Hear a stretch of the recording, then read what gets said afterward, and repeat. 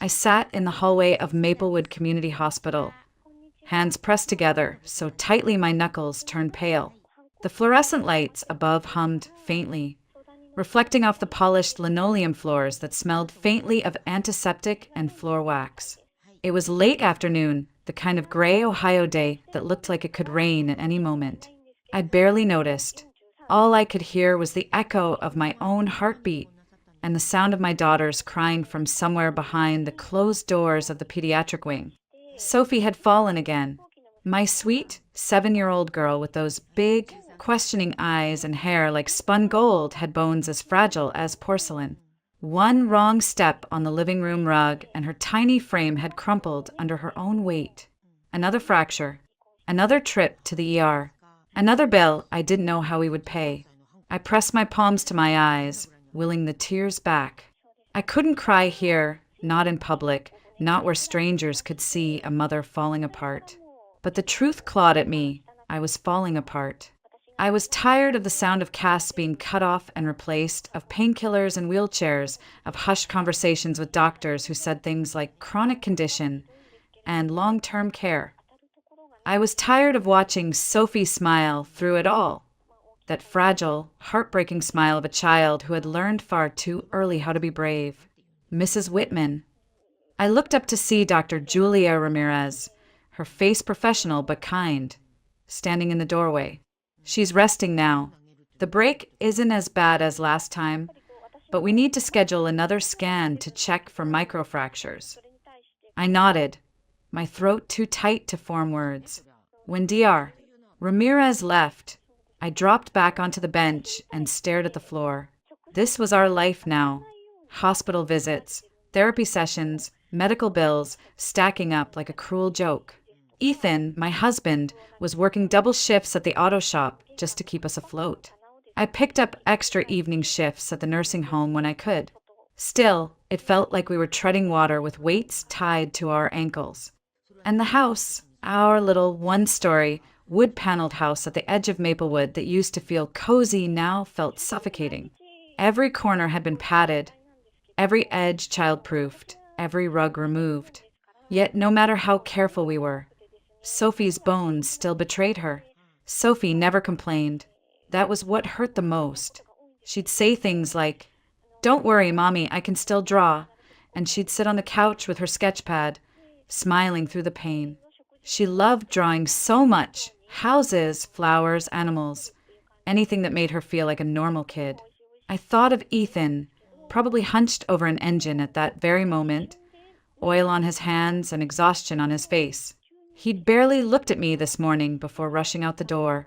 He was shutting down, I could see it, and I didn't know how to reach him anymore. And then there was the money. Always the money. Even with insurance, the out-of-pocket costs for her treatments were crushing. Dr. Ramirez had mentioned a foundation, a charity program that might cover specialized equipment. I'd mentioned it to Ethan last week, and he'd waved me off, his pride wounded by the idea of asking for help. "We'll figure it out on our own," he'd said, but I was no longer sure we could. The hallway grew quiet as evening, visiting hours came to an end. I pressed my hand over my chest, trying to steady the pounding beneath it. I had no answers, no solutions, just a child who kept breaking and a marriage that felt like it was splintering too. Through the door, I heard Sophie's voice, faint but determined. "Mommy?" I stood quickly, wiping at my cheeks before stepping inside. She was lying there, small and pale against the hospital sheets, her sketch pad balanced on her knees as if nothing had happened. She gave me that smile, the one that both healed and broke me in the same breath. I took her hand, kissed her knuckles gently, and whispered, "I'm here, sweetheart. I'm right here." Morning sunlight spilled weakly through the thin curtains of our little one-story house, highlighting the scratches on the kitchen table and the stack of unpaid bills pushed into a corner like an accusation. I stood at the counter pouring coffee into a chipped mug, watching Ethan tighten his work boots. He didn't look at me when he said, "I've got to stay late again. We've got 3 engines torn apart right now." I nodded, even though he wasn't really asking for permission. He was always tired now, always somewhere else in his head, thinking about invoices and overtime hours. I couldn't blame him. He was carrying so much on his back, but so was I. Sophie sat at the table with her right arm in a cast decorated with doodles. Little flowers and suns she'd drawn herself. "Can I bring my sketch pad to school, Mom?" she asked. "Of course, sweetheart," I said, managing a smile. She never went anywhere without that sketch pad these days. She was a different kind of 7-year-old. Most kids wanted to run, climb, fall, get back up. Sophie knew that falling could mean weeks in a cast, so she poured her energy into drawing instead. Ethan brushed past me to grab his keys. "Don't forget, she's got physical therapy at 4, he said, eyes still on his phone. "I won't forget," I answered softly. He was already out the door before I finished the sentence. I stared at the closed door for a moment longer, then turned back to Sophie. She was looking at me with those big eyes, wise beyond her years. "Daddy's mad, huh?" she asked quietly. "He's just tired, honey." "We're all tired," I said, kneeling next to her chair and tucking a strand of hair behind her ear. I kissed her forehead and whispered, "It's going to be okay." But I wasn't sure I believed it anymore. After dropping Sophie at school, I went to my shift at Maplewood Care Home. I worked as a nurse's aide part-time because Sophie's appointments and injuries kept me from holding a full-time schedule. It wasn't glamorous work, bathing patients, lifting them in and out of wheelchairs, taking vitals, but I liked the old folks. They reminded me that life could still have moments of grace, even when your body was falling apart. Still, all day my mind replayed the sound of Ethan's distant voice, Sophie's fragile smile, and Dr. Ramirez's suggestion from last week, a foundation that could help pay for a custom lightweight brace and mobility aids. That night, I brought it up again. "Ethan, there's a foundation that helps families with kids like Sophie. They could cover the cost of," he cut me off, wiping grease from his hands with a rag. "Claire, we're not taking handouts. I can pick up more shifts. We'll figure it out." I stared at him, frustrated. This isn't about pride.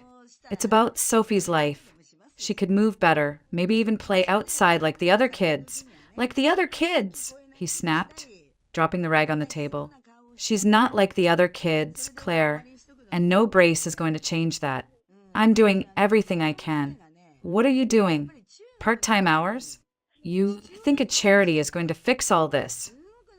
The word stung, cutting deeper than he intended, I knew, but they still hurt. Later that evening, Sophie sat on the couch drawing, oblivious, or maybe just pretending to be oblivious, to the tension swirling in the room. She looked up and said softly, "Mom, can I draw a picture of you smiling?" I nodded, my throat thick, and sat still while she sketched. When she handed me the paper, it was a smiling version of me I barely recognized. "You look happy there," she said. "Yeah, I guess I do," I whispered. I folded the paper and tucked it into my pocket, knowing I'd keep it forever. Because even if I didn't feel like the woman in that drawing, Sophie saw me that way, and maybe, somehow, that had to be enough for now. By the end of the week, exhaustion clung to me like a second skin. Every day had blurred together.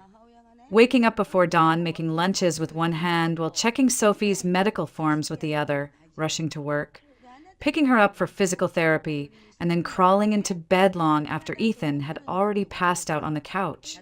It was Friday afternoon when Hannah stopped by. She was my best friend since high school, the kind of person who could read me with one glance. She stepped inside, looked around at the unwashed dishes and the pile of laundry, then at me, still in my scrubs, hair pulled into a messy bun. "Claire, when's the last time you sat down?" she asked. I tried to laugh, but it came out broken. Sitting down feels like a luxury these days. We sat at the table while Sophie napped in her room. I told Hannah about the fight with Ethan over the foundation funding, about how he looked at me like I was betraying him just for wanting help. My voice cracked when I said, "Sometimes I think if Sophie hadn't been born with this condition, maybe Ethan wouldn't look so defeated all the time. Maybe I wouldn't feel like I'm drowning." Hannah reached across the table and squeezed my hand. "Claire, don't do that to yourself. This isn't Sophie's fault, and it's not yours either." but the words hung heavy in the air even after she left.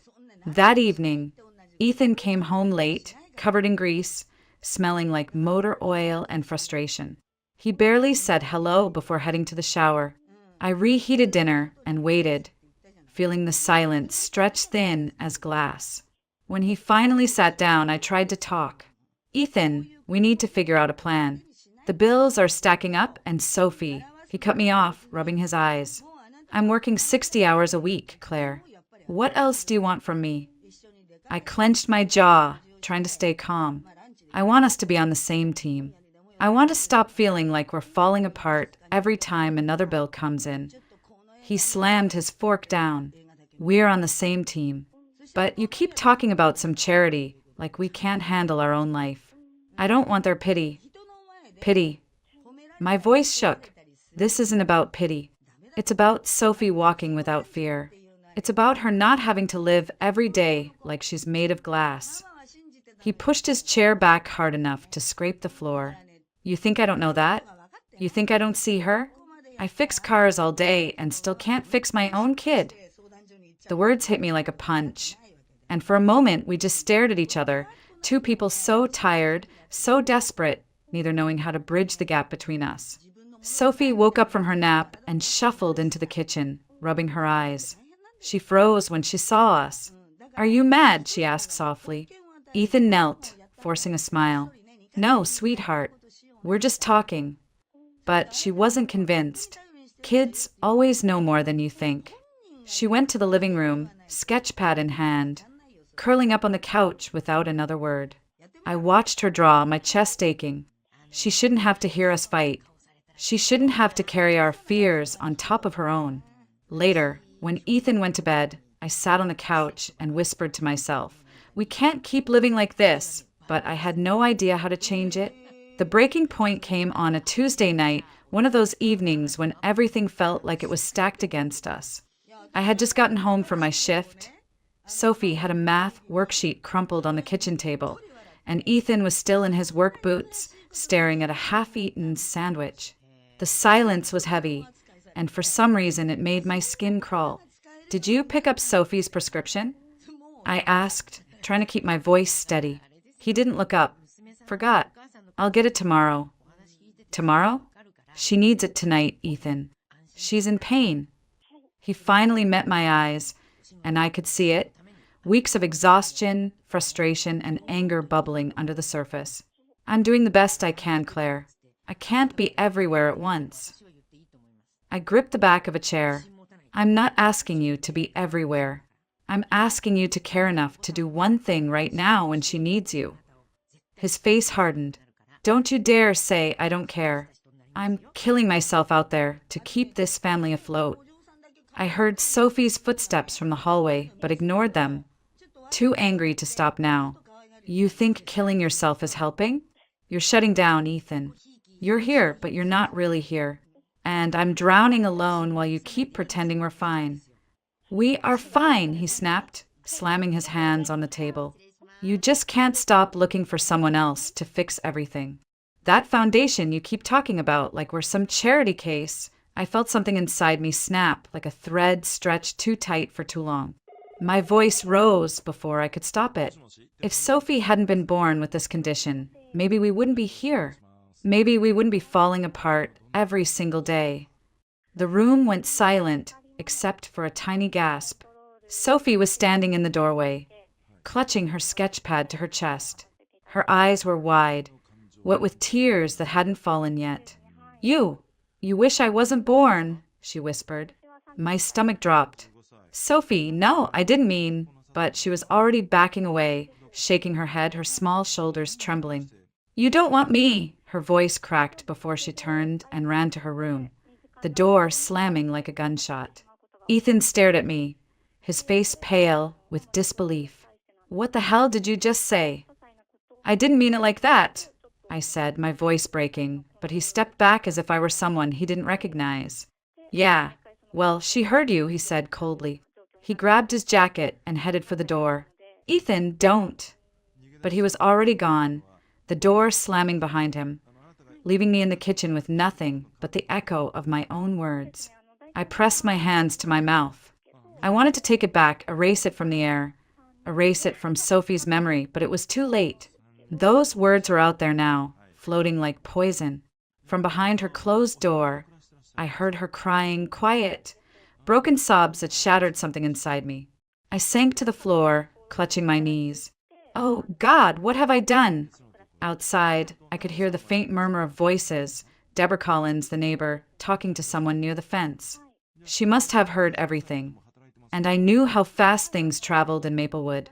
By morning, half the neighborhood would know I'd told my daughter I wished she hadn't been born. For the first time in my life, I wasn't sure if I could fix what I'd broken.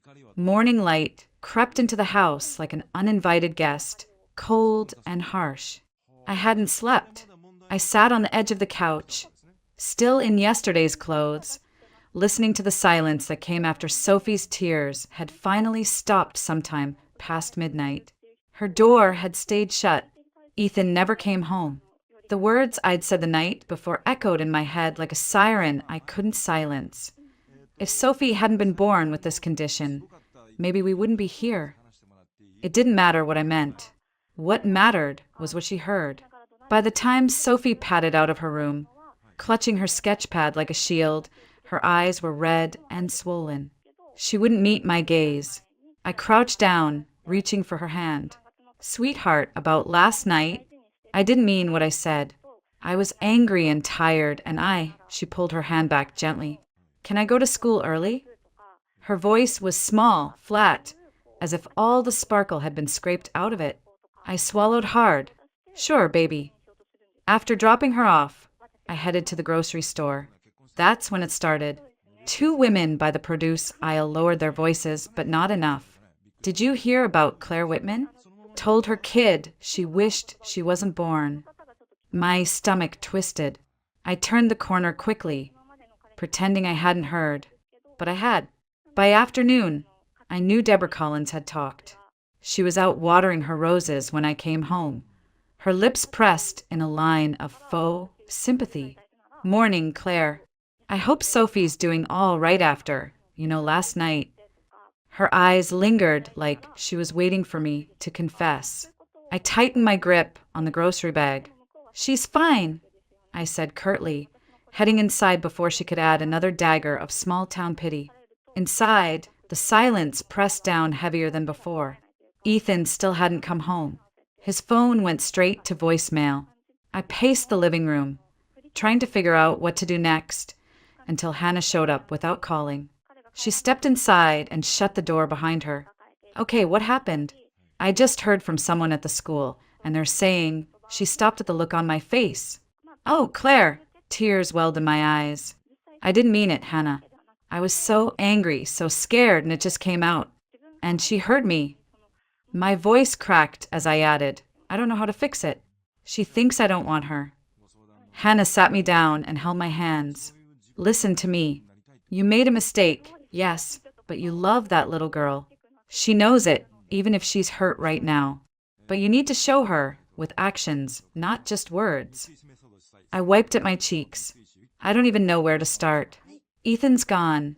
Sophie's barely looking at me, and half the neighborhood thinks I'm some kind of monster. Hannah hesitated before speaking again. Then maybe it's time to get some help, Claire. Call your mom. I know it's been years, but she might be able to help, or at least give you a place to breathe for a minute. The thought made me flinch. My mother, Margaret, and I hadn't spoken in almost 4 years. Too many arguments about life choices and pride. But maybe Hannah was right. Maybe I didn't have any pride left to lose. That night, Sophie stayed in her room again, sketching quietly. I sat outside her door, listening to the scratch of pencil on paper, wanting so badly to just open it, scoop her up, and erase last night. But I stayed there, knees tucked to my chest, whispering through the door. I'm sorry, baby. I love you more than anything. I'm so sorry. No answer came. Just silence and the soft sound of her pencil, and I realized silence could hurt more than any scream. The next morning, I sat in the car outside an old brick house on the edge of town, gripping the steering wheel so tightly my knuckles ached. My mother lived here. Margaret Allen. My mother, who hadn't spoken to me in almost 4 years. The last time we saw each other, we'd shouted across this very driveway about my choices, about Ethan, about how I didn't need her help. Pride had built a wall between us that neither of us tried to climb until now. I stepped out, nerves jangling, and walked up the porch steps. My hand hesitated over the doorbell, then pressed. The door opened slowly, revealing a woman with gray-streaked hair pulled into a neat bun and eyes that looked surprised to see me. "Claire," she said softly. I swallowed. "Hi, Mom." For a long moment, we just stared at each other, the silence stretching years between us. Finally, she stepped aside. "Come in." The house hadn't changed. Same faint smell of lavender and old books. Same quilt on the couch we'd sewn together when I was a teenager. I almost cried at the familiarity. She motioned for me to sit. "You look tired," she said gently. I gave a shaky laugh. "That's one way to put it." Her gaze softened. "This is about Sophie, isn't it?" I nodded, biting my lip. "She's not doing well, Mom. Another fracture. More therapy." And my voice cracked. I said something awful. Something I can't take back. She heard it. Everyone heard it. And Ethan, he's gone right now. I don't even know where. I don't know how to fix any of it. She reached across the table, taking my hands. "Oh, honey, parenting breaks all of us at some point. It doesn't mean you don't love her."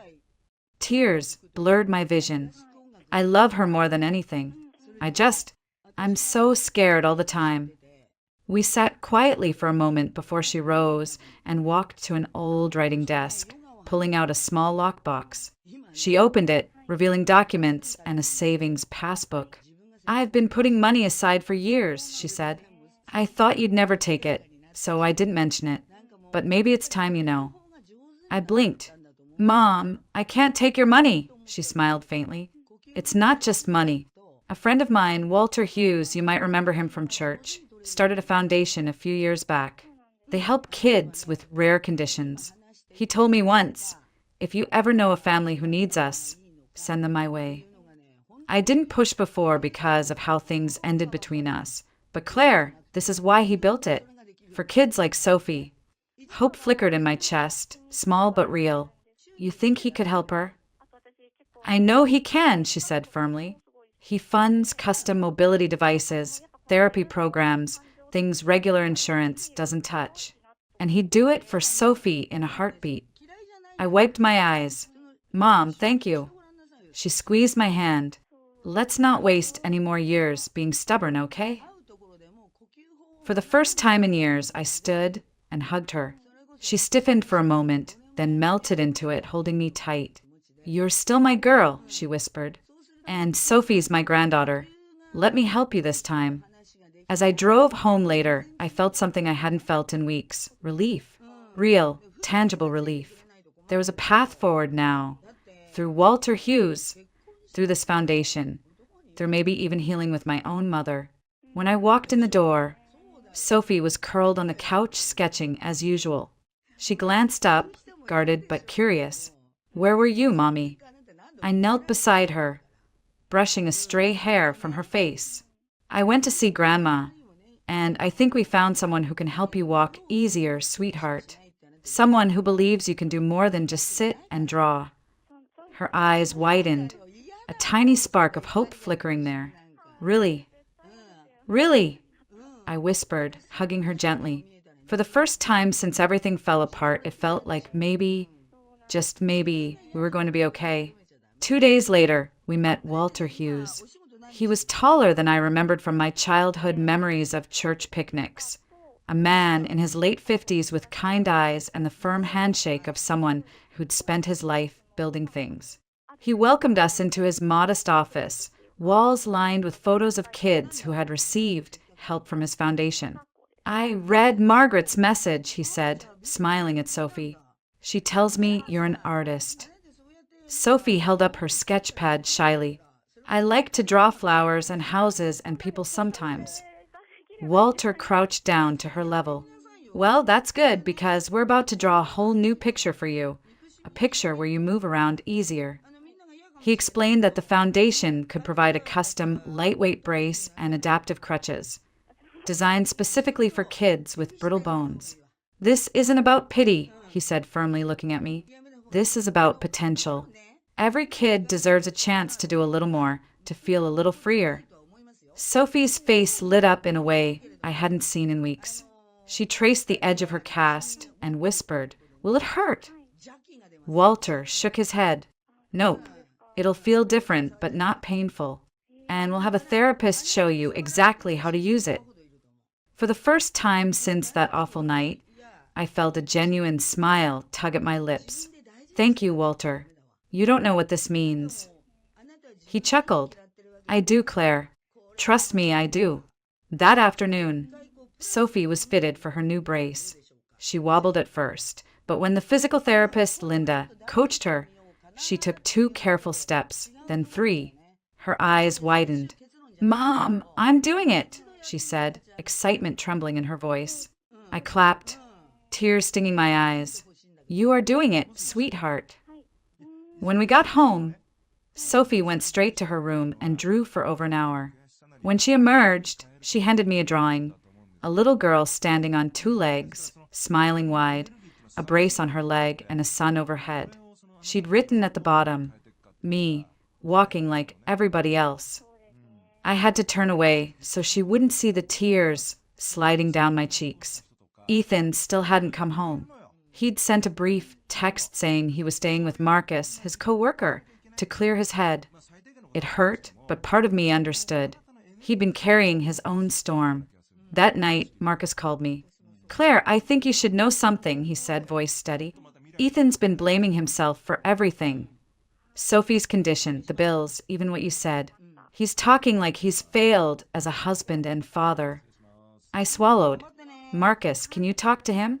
He listens to you." "I already did," Marcus said. "Told him this isn't about failing, it's about being human.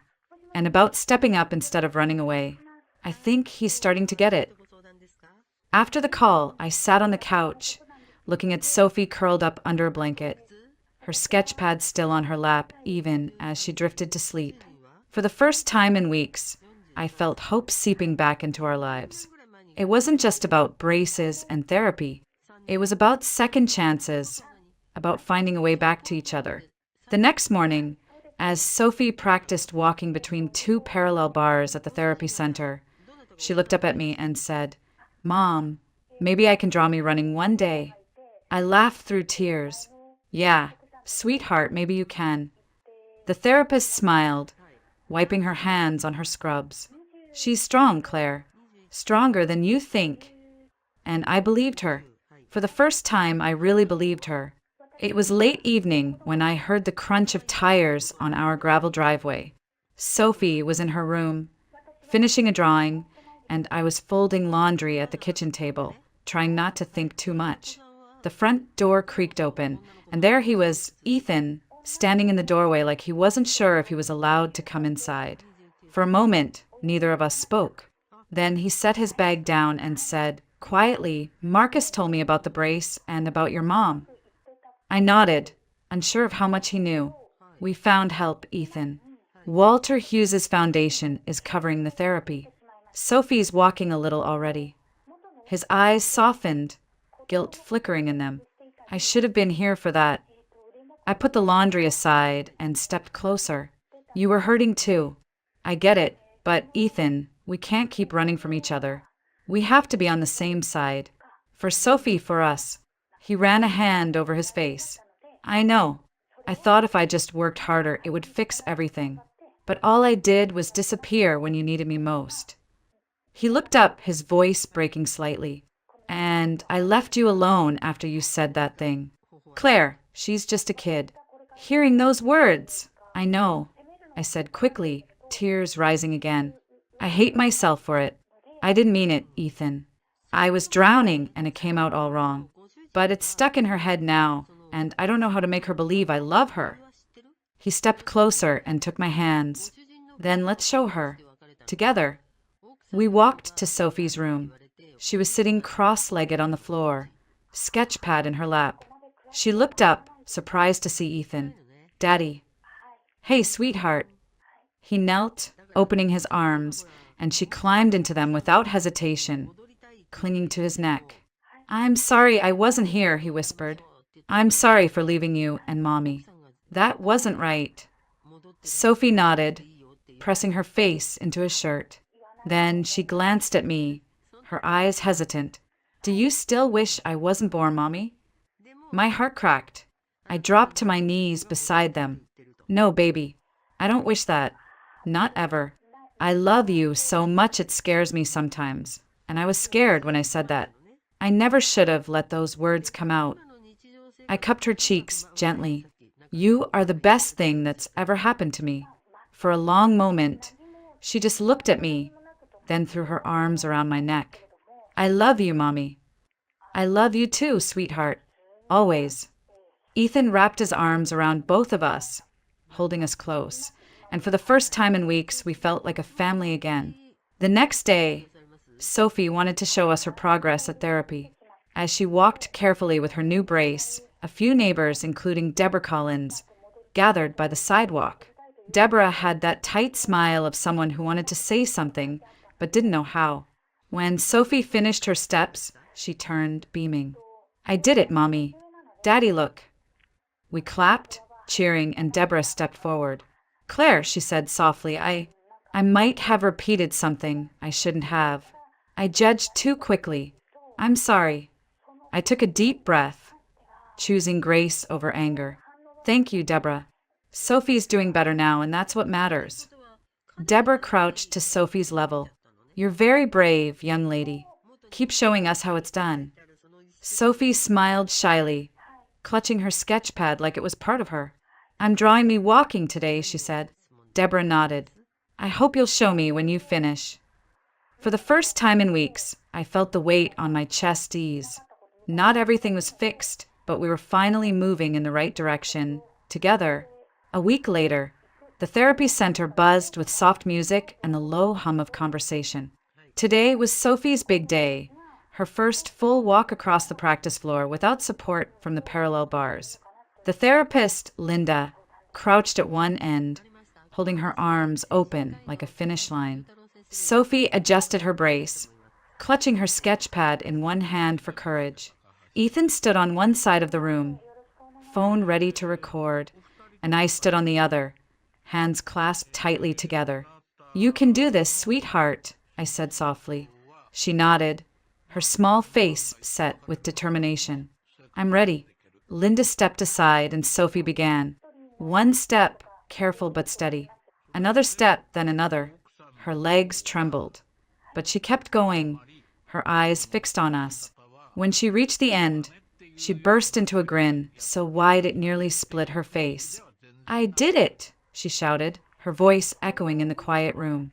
Ethan whooped, sweeping her into his arms, spinning her once before setting her gently down. "You're incredible, kiddo." I knelt and hugged her tight, tears streaming freely now. "I'm so proud of you, baby girl. So proud." Linda clapped. "She's got natural balance. Give her a few months, and she'll be running circles around us." Sophie giggled, running and drawing at the same time. That evening back at home, Sophie sat at the kitchen table working on a new drawing for the local Dream Big Kids art contest. She focused with the seriousness of someone painting a masterpiece, tongue poking out slightly as she shaded the final corner. When she was done, she held it up. The picture showed a little girl, herself, walking with her brace in one hand and holding hands with her parents in the other. Above them, in a child's careful handwriting, were the words, "We're stronger together." "Can I submit it, Mom?" she asked. "You absolutely can." I kissed the top of her head. "It's perfect." 2 weeks later, an envelope arrived. Sophie opened it herself, hands shaking a little. Inside was a certificate. Second place, Maplewood Dream Big Art Contest. Her eyes widened. Then she squealed, holding it high. "I won something." "You earned it, sweetheart," Ethan said, lifting her onto his shoulders while she laughed. We pinned the certificate on the fridge, right next to her old drawing of me smiling. Only this time, the smile felt real. That night, as Sophie slept, Ethan and I sat on the porch. The warm Ohio evening wrapped around us like a soft blanket. Fireflies blinked in the yard, and somewhere far away, a train whistle blew. He reached for my hand. "You know, I almost didn't come back that night," he admitted quietly. "I thought maybe you and Sophie would be better off without me." I squeezed his hand. "I thought the same thing about myself, Ethan. But we were wrong. We just forgot how to lean on each other." He nodded, eyes glinting in the porch light. "We're going to be okay, aren't we?" I smiled, feeling the truth settle deep inside me. "Yeah, we are." I checked on Sophie one last time before bed. She was curled up with her sketch pad, a faint smile on her lips. I brushed a strand of hair from her forehead and whispered, "You are my greatest joy, Sophie Whitman, always." In that quiet moment, I thought back to the words I'd once said in anger, the words I thought might define us forever. But now, standing there watching my daughter sleep, I knew something with absolute clarity.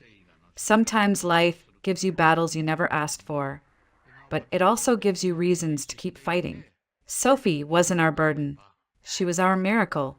And as I turned out the light and closed her door, I realized something else. Maybe, just maybe, we were finally stepping into the sunlight together.